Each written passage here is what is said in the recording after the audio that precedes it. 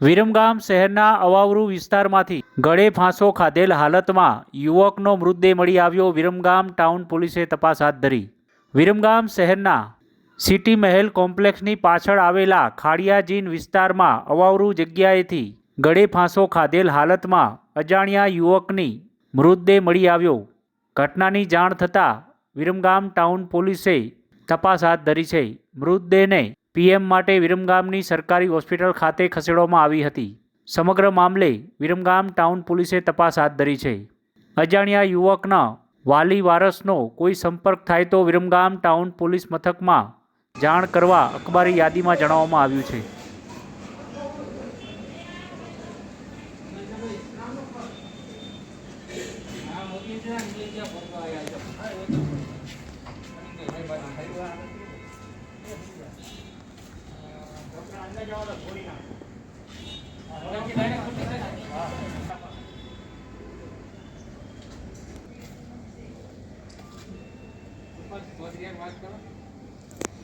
કાપી નાખો બરાબર, કાપી નાખો.